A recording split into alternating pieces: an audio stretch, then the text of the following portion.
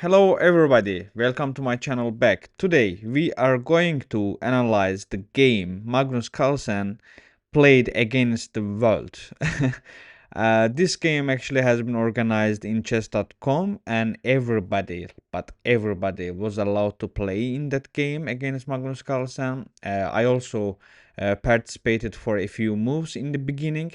The system was every side both side has 24 hours to decide about next move, and end of the 24 hours, which move has been voted mostly, that move going to happen.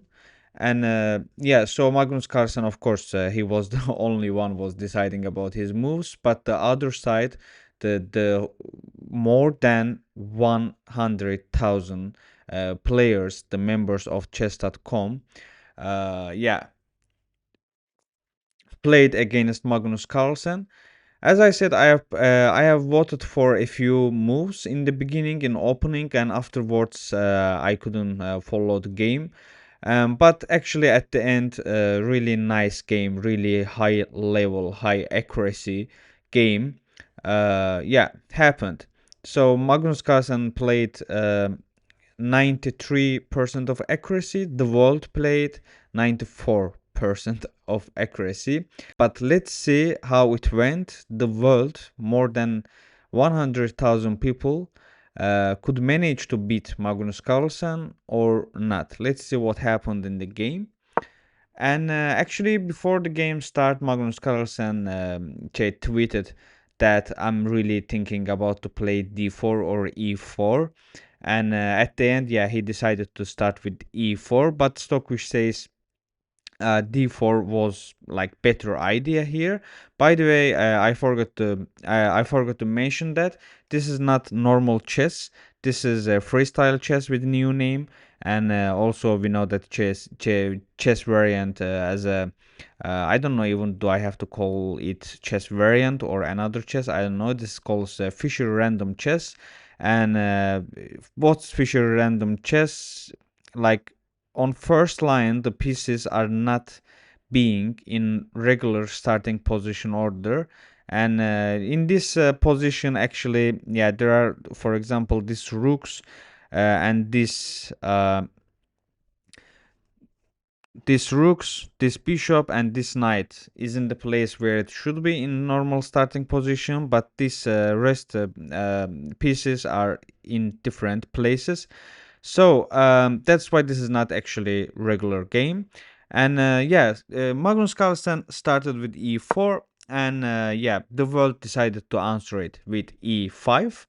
And here, Magnus Carlsen played d4. Like, I think, of course, after e4, we understand, like, he wants to open this diagonal for this bishop, and yeah, want to involve it, bring it to maybe c4 square in this in the future, and actually, yeah, something like this. That's why this is pretty understandable. But d4 is a bit, yeah, interesting because it's you are just giving away this pawn. But Magnus Carlsen, according what he said, he mentioned that they actually analyzed a few games like this, such games like one player plays against the world, like dozens of people, and actually I think Magnus Carlsen played d4 in purpose to make something interesting. I mean, unexpected and a bit sideline, not. Yeah, so I think that's the thing, and also even though Stockfish doesn't like this d4, but at the end, yeah, the world took it. That's the best move. But at the end, that d4 pawn seems like takeable back. You know, probably Magnus Carlsen also was thinking, okay, I'm gonna give that pawn away now, but I will take it back in soon future. And after that, he played yeah, f3. This is also understandable. He's asking for this pawn now, And yeah, the world decided to yeah, protect this pawn with knight c6. It's really interesting to call it the world decided, but that's how it calls. And yeah, and after that, yeah, knight c3. Knight c3, he is just developing his attack on d4 pawn again. The world decided to play f6, which is also not that bad. And yeah, of course, Magnus goes to take that pawn back. And here, after this move, this is actually a really big blunder, because then he just takes it, comes here with check. So you have to take it back. Then, sorry, then you lose your bishop. And as soon as Magnus played knight d4, in the beginning, a lot of people voted for bishop c5 actually, and in the beginning a lot of people, and this move was going to happen, and actually if it would have been played, then the game already was about to finish in a few moves. This was already the fifth move, and luckily afterwards, the another like really much people, and yeah, voted for knight d4, knight takes d4. So luckily that didn't happen, otherwise it was completely lost. And after that, queen takes it back. Now the position is kind of equal until knight b6. Knight b6, instead of knight b6, Stockfish says just develop your bishop, and then also you can yeah, maybe something like that. Actually, I since it's not so regular chess, I'm also not yeah, aware of the all variations, what can happen, what can be played in this position. And but I'm seeing actually after this, maybe this has been played to avoid maybe bishop c4, and that's why, yeah, it's understandable, but Stockfish says it wasn't actually the best move. And after that, Magnus also develops his knight, and here is the long castling. Actually, okay, it looks like short castle, but it was actually long castling. And after long castling, uh Magnus has like, yeah, better position here. And because Stockfish thinks like, instead of that, the world should have done this, and then yeah, then should continue like this. And but after this, uh Stockfish says actually with bishop g3, yeah, would have been way better for Magnus. But Magnus also made long castling, so he didn't take advantage of it. And after that, immediately the world played bishop d6 to avoid bishop d sorry, bishop d g3. And after that, oh, yeah, so but still Magnus said, okay, I'm going to trade those bishops. And after that, he was also happy about this lion. Now this rook also can be joined to the attack from this side somewhere, and also it's always nice to have open line, open line for your rook. And after that, d6. And after d6, yeah, of course, it's understandable, like prophylactic move. And here, Magnus played queen b4. Queen b4 is kinda, how to say, it's kinda pulls you to the trap. And what's the thing here? Like, after queen b4, the first move is comes to our mind is g5, c5, sorry, c5. And after c5, of course, we don't want this queen here anymore. And but Magnus also want to see this move gonna play, and that's why actually he played queen b4 here to pull this c5 out. And after c5, he played queen a5. Now he's asking for a7. And after this, of course, this is the only move the world should have been done, and that's what happened. And after that, yeah, here, like, actually there is this type of variation here. Here Magnus' best move was knight d5. Why knight d5? Because now he can't take it because there is this one.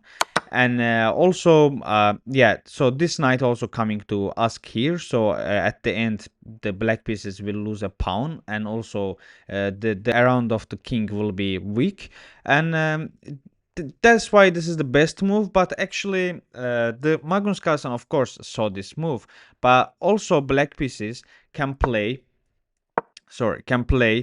bishop f7 here. After bishop f7, yeah, you playing bishop b5, and after bishop b5, like here it says h5 is the best move, and then you playing your rook and takes, and after this, this is how is going to play for white moves, and this is actually way easier to play for white pieces than black pieces. But probably Magnus Carlsen didn't see the future very clear, as far as I understand. He didn't play this. Probably after bishop f7, he didn't like this variation, and he said like maybe it's not necessary, because after f7 he's also asking for here, like, I mean, played it. Now your this knight actually is kind of pinned here now, like, because now you can't play this because, yeah, takes. Now you can't take because there is this one. And yeah, so he didn't want to probably he didn't want to go for that variation, and to avoid that, he first played b3. But of course, after b3, and yeah, the world also has seen that that knight can be placed in this square. So they played bishop c6. After bishop c6, Magnus played bishop b5, and of course it's understandable, like d5 is the best move here, and takes, and after that you think like this is pinned here. No, actually rook takes with check, so after taking back, and then queen goes to e7. And after e7, Magnus played a4, and World answered it with b6, asked about queen, like take that queen somewhere else. And of course, this is the best move, queen b2. After king c7, and then Magnus played queen f4. After queen f4, and because in this position actually black pieces doesn't have a lot to do, and also the world, I think, was totally agreed to make a draw against the Magnus with black pieces, and that's why black pieces are just trying to trade the pieces, and to bring it to the draw. And after queen e7, this is completely draw position, and there is no a lot to do. And after trading the bishops, and yeah, rook also came to trade, and when rook takes, of course we have to take it with king. Otherwise, if you take it with queen, this pawn hanging here, and it's gonna be a win for white pieces. And after this, and yeah, these ones are happened, but actually queen e2 was really important one, because queen e2 is asking for here, and also asking for this pawn. So queen e2 was the like really universal move in this moment. And after that, probably Magnus also yeah, accepted draw, and after queen takes g7, and the world yeah, constantly check, and after this the game set in a draw.